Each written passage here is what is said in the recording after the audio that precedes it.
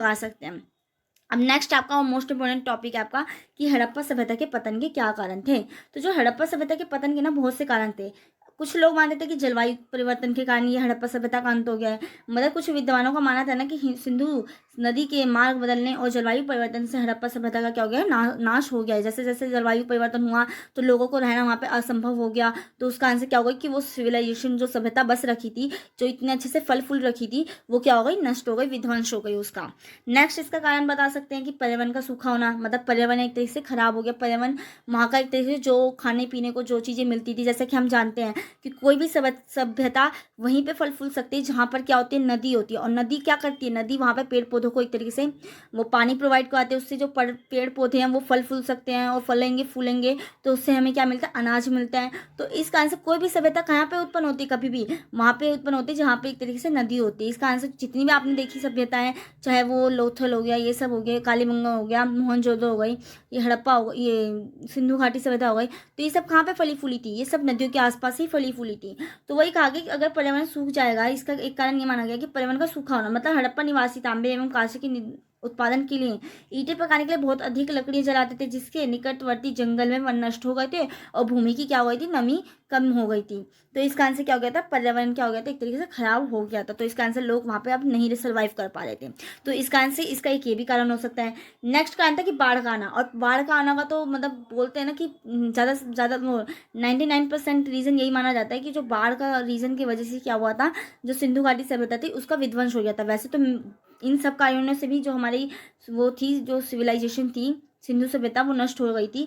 But ज़्यादातर बुकों में अगर देखेंगे ना तो आपको बाढ़ का ही प्रकोप के कारण बोला जाता है ना कि जो सिंधु घाटी जो सभ्यता थी ना वो नष्ट हो गई थी। अगर आपने छोटी क्लासेस में 6th 7th में शायद से मे भी ये चैप्टर है, तो इसमें हमने जरूर पढ़ा होगा कि इसका आंसर क्या हो गया था आपका, एक तरीके से जो सिंधु घाटी सभ्यता थी वो नष्ट हो गई थी। तो कुछ विद्वानों के अनुसार है ना, सिंधु नदी की बाढ़ इस सभ्यता के विनाश के लिए क्या थी, उत्तरदायी थी। और मोहनजोदड़ो नगर की खुदाई से प्रतीत होता है ना कि यह नगर 7 बार बसा और उजड़ा था। और इस प्रकार निरंतर आने वाली बाढ़ से ही हड़प्पा सभ्यता से क्या हो गया था, स्वतः नष्ट हो गया था। मतलब सोच लीजिए कि हमें खुदाई से कुछ कुछ ऐसे सबूत मिले होंगे जिससे हमें पता चलता है ना कि जो मोहनजोदड़ो सभ्यता था ना, वो इतनी बार 7 बार क्या हुई थी, बसी और फिर उजड़ गई थी। क्यों उजड़ेगी, बार बार बाढ़ आ रही होगी तो वो उजड़ जा रही होगी, और फिर जैसे बाढ़ खत्म हो जा रही होगी फिर लोग वहाँ पे क्या कर दे होंगे, अपनी एक तरीके से वहाँ पे रहना शुरू कर देंगे, सभ्यता बन जा रही होगी। और फिर बाढ़ आती होगी तो फिर वो नष्ट हो जाती होगी। तो मतलब इस टाइप के हमें साक्ष्य मिले, उसी पे हम डिपेंड होकर हम क्या कहते हैं कि जो बाढ़ का एक तरीके से प्रकोप के कारण क्या हो गई थी, ये सभ्यता नष्ट हो गई थी। फोर्थ पॉइंट आपका कि विदेशी आक्रमण। अब विदेशी आक्रमण के कारण भी बोला जाता है कि जो ये सभ्यता थी नष्ट हो गई थी। जैसे कि आप जानते हैं कि ये सभ्यता कहाँ पे थी, सिंधु घाटी के साइड में, मतलब पाकिस्तान की। और जिस टाइम पे हमारा जो पाकिस्तान है उस टाइम उस साइड थी। तो कुछ विद्वानों का विचार था ना कि विदेशी आक्रमणकारियों ने हड़प्पा प्रदेश पर क्या कर दिया था, आक्रमण करके अपना अधिकार कर लिया था। और संभवतः ये आक्रमणकारी आर्य थे। और पिगट एवं व्हीलर के अनुसार ना हड़प्पा सभ्यता का विनाश आर्यों के आक्रमण से ही हुआ था। जो आर्य, अभी आप वैदिक साहित्य पढ़ेंगे ना, इसका यूनिट 4 ही है, वो बहुत मोस्ट इंपॉर्टेंट है वो भी। तो उसी में आप जानेंगे कि कैसे एक तरीके से आर्यों का आक्रमण हुआ था हमारे उस पे। तो यही चीज़ है ना कि हड़प्पा सभ्यता का विनाश आर्यों के आक्रमण से हुआ। और आर्य हड़प्पा निवासियों की अपेक्षा अधिक कुशल योद्धा हुआ करते थे। तो इसका आंसर क्या हो गया था, हड़प्पा वासियों का क्या हो गया था, हड़प्पा जो सभ्यता थी वो क्या हो गई थी, नष्ट हो गई थी, खत्म हो गई थी, उसका विनाश हो गया था। फिफ्थ पॉइंट आपका कि हड़प्पा नगरों का समुद्र तट से दूर होना। कि जो हड़प्पा नगर थे ना, डेल्स के अनुसार ना, जो समुद्री तटीय भूमि के सतत ऊपर उठने और नदियों द्वारा लाई गई मिट्टी के जमाव से उनके मुहाने अवरुद्ध हो गए होने आदि प्राकृतिक कारणों से हड़प्पा के अनेक नगर क्या हुए थे, समुद्र तट से दूर चले गए थे। जो उनके नगर थे वो क्या हुए थे, उस नदी से, हड़प्पा से क्या हुए थे, दूर हो गए थे। जिसका आंसर क्या हो गया था कि हड़प्पा के नगरों की व्यापार प्रगति क्या हो गई थी, अवरुद्ध हो गई थी, व्यापार नहीं हो पा रहा था, तो वो सर्वाइव नहीं कर पा रहे थे और उनकी संपन्नता क्या हो गई थी, नष्ट हो गई थी। इसका आंसर क्या हो गया, एक तरीके से हड़प्पा सभ्यता का क्या हो गया था, वो पतन हो गया था। ओके, नष्ट हो गई थी। सिक्स्थ पॉइंट है आपका कि आर्द्रता की कमी। जैसे कि आपने देखा कि पर्यावरण का सूखा हो जाना, मतलब पर्यावरण एक तरीके से नष्ट हो गया था।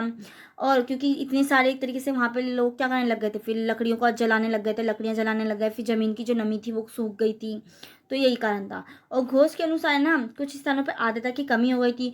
भूमि की शुष्कता के कारण भी हड़प्पा की सभ्यता का क्या हो गया था, अंत हुआ था। और सरस्वती नदी के सूखने के कारण इस क्षेत्र में रेगिस्तान का प्रसार हुआ और वहाँ के निवासी क्या हुआ थे, दूसरे स्थान पर चले गए थे।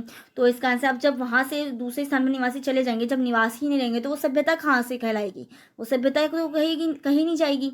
तो इसका आंसर भी क्या हो गया था, इसका नष्ट हो गया था, मतलब इसका विनाश हो गया था हड़प्पा सभ्यता का। 7th पॉइंट आपका प्रशासनिक स्थिरता। अब धीरे धीरे हड़प्पा सभ्यता का शासन स्थिर पड़ गया था और नगरों का प्रशासन ढीला हो गया था और सड़कों और नालियों पर अतिक्रमण होने के कारण होने लगा और लोगों ने सड़कों पर अपनी दुकान और व्यापारिक संस्थान क्या हो गए थे स्थापित कर लेते।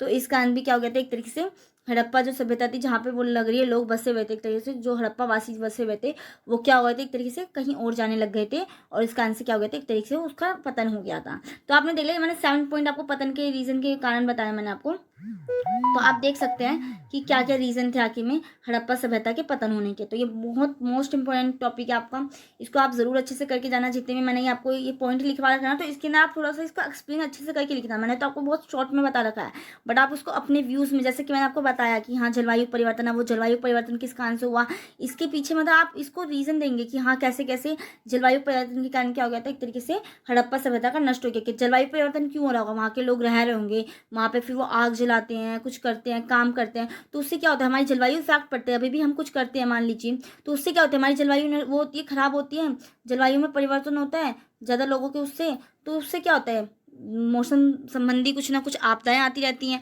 तो यही कारण होते हैं, क्या होते हैं किसी भी वो जो सभ्यता सभ्यता जो बसी होती है उसको नष्ट होने के। तो ये सब कारण आपने देख लिए और मैंने आपको इसके अंदर इसकी विशेषताएं भी बताई हैं। तो आई होप आपको ये लेक्चर समझ में आया होगा। मैं बार बार एक ही पॉइंट को इसलिए बार बार रिपीट करती हूँ कि आपके दिमाग में ये चीज़ें ज़्यादा देर तक क्या हो सके, आपके दिमाग में इसको बिल्कुल अच्छे से ये सेट हो सके। आपको ये नहीं कि इसको अलग से कुछ याद करने की जरूरत पड़ेगी। आपने देख लिया नगरीय नियोजन कैसा था, सामाजिक जीवन कैसा था, आर्थिक जीवन कैसा था, या फिर नगरीय उनकी जो सभ्यता थी वो कैसी थी, उच्च किले पे थी, निम्न किले पे थी। तो इन सब के बारे में आपने देख लिया कि इनका इतिहास क्या था, इनकी एक तरीके से इसका काल क्या था, इसका नेम क्या थे, जो हड़प्पा सभ्यता को हम अलग अलग नेम से जानते हैं तो ये क्या क्या थे। तो इन सब के बारे में आपने अच्छे से डिस्कस कर लिया। तो आई होप आपको ये अच्छे से समझ में आया होगा। तो इफ़ अगर आपको ये लेक्चर समझ में आया हो तो प्लीज़ इस वीडियो को लाइक करें और अपने फ्रेंड्स को भी शेयर करें जिनको इसकी नीड है, जिसको नहीं समझ में आ रहा है ये चैप्टर, वो अगर इस वीडियो को ज़रूर एंड तक देखेंगे ना, तो मैं 101% कह रही हूँ आपको बहुत अच्छे से समझ में आएगा। तो थैंक यू सो मच इस वीडियो को एंड तक देखने के लिए। अब हम मिलते हैं नेक्स्ट वीडियो में, जब तक के लिए बाय।